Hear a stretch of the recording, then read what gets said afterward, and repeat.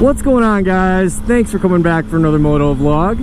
I hope all you guys had a good week. The weather here is starting to finally get a little bit nicer. All the snow's gone, so I'm able to come out and ride the motorcycle a little bit more than I usually do. And even more good news, the front tire on the Triumph Daytona doesn't leak air anymore, apparently, miraculously. I went and checked the air today after not riding it for like a week and a half, and it's like 35 psi, so good enough for me. Right now we are headed out into the hills to get a little twisty action going.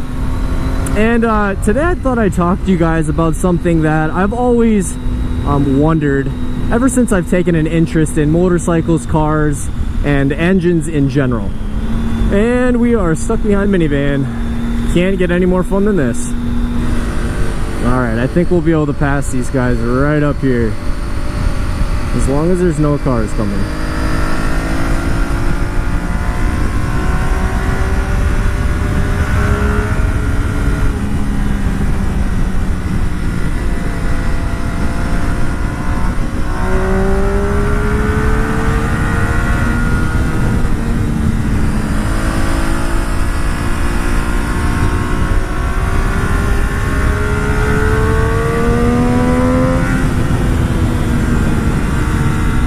What I want to talk about is the question of why do typically motorcycle engines rev so much higher than traditional, say, car engines?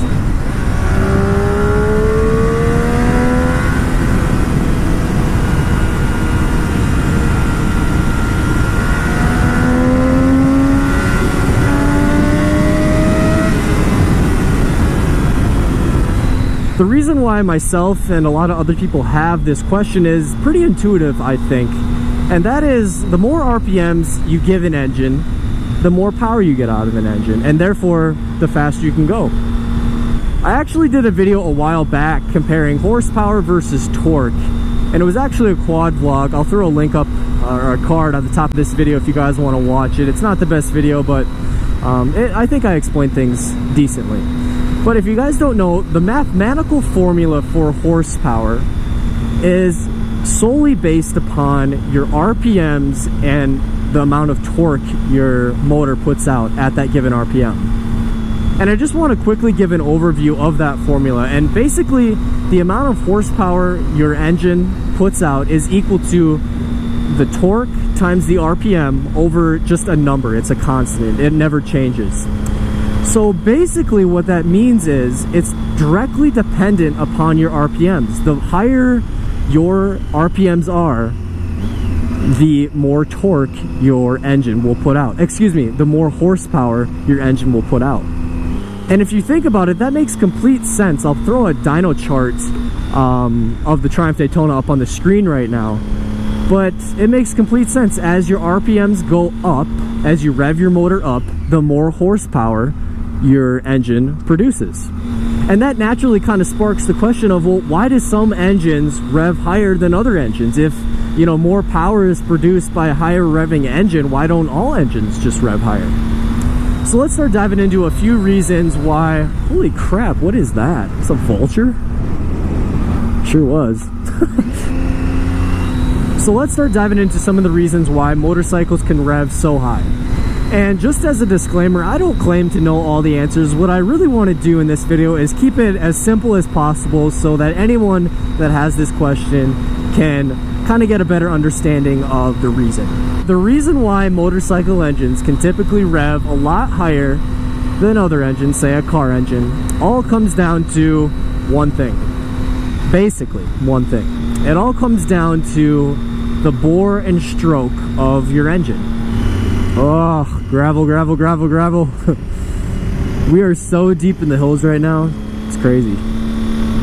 I'm sure a lot of you guys already know what a bore and a stroke of an engine is, but I'll just quickly explain it for those of you who don't. A bore is the diameter of the piston, and the stroke is how far the piston moves or travels up and down in your engine cycle.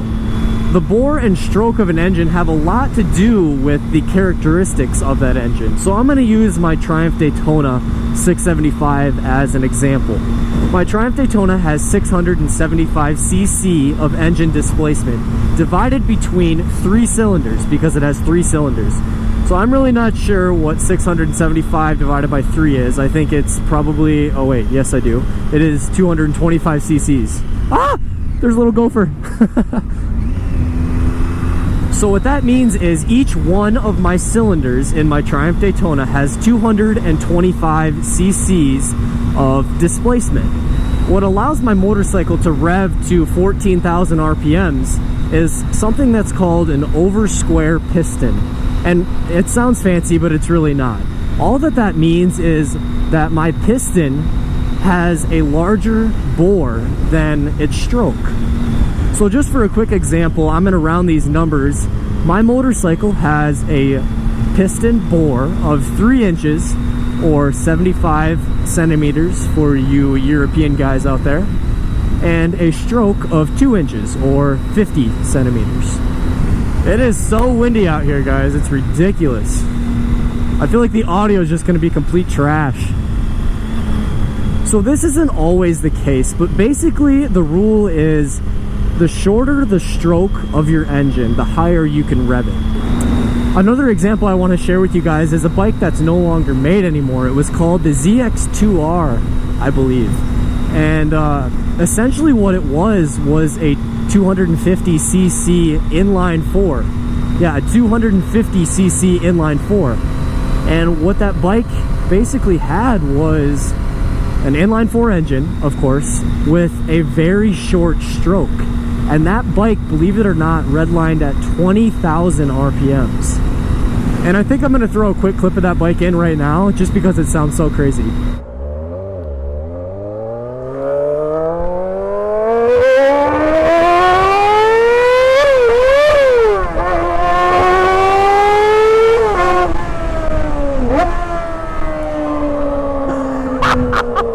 That is the best sound I've ever heard in my whole life. So next I want to elaborate just a little bit more on what having a shorter stroke in an engine means. And I apologize in advance if it gets a little confusing. I'm going to do my best to try to explain it. Having a shorter stroke in your... Oh crap, we got deer right here. What the hell? Look at this. Where are you guys going? Where are you guys going? We got one right here.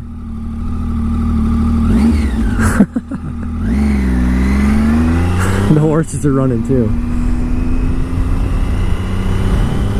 No, it's okay, guys. It's okay. They're booking it. As I was saying, having a shorter stroke in your engine reduces something that is called piston speed. And I guess we should probably define what piston speed is first off.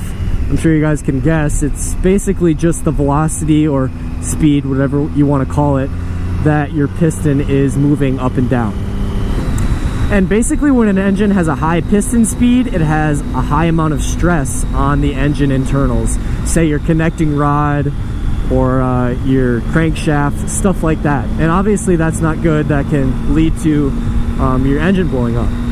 And of course the opposite is true for having a low piston speed. You'll have lower amounts of stress on your engine internals. I kind of feel like I've been all over the place in this video, so I apologize for that. I definitely want to do just a quick summary for you guys, just to make everything a little bit clear. The reason why motorcycle engines are able to rev so high, some cases 18,000 RPMs, mine revs to 14,000 RPMs. The reason why motorcycle engines are able to do this is because they have a larger bore and a short stroke. Having an engine with a shorter stroke means that your engine has lower piston speeds, which therefore allows your engine to rev higher. Motorcycles in general, and especially all sport bikes pretty much, have what are called over square pistons, which means that they have a bigger bore than they do stroke. So guys, I think I'm going to end the video here. I know it was a little different, but I still hope you guys enjoyed it. If you guys have any questions, of course, you can leave them in the comments below. I don't know what you're doing. Okay. But yeah, guys, I hope you guys enjoyed it. Leave a like below. If you're not subscribed, subscribe. And I will see you guys next Saturday for another video.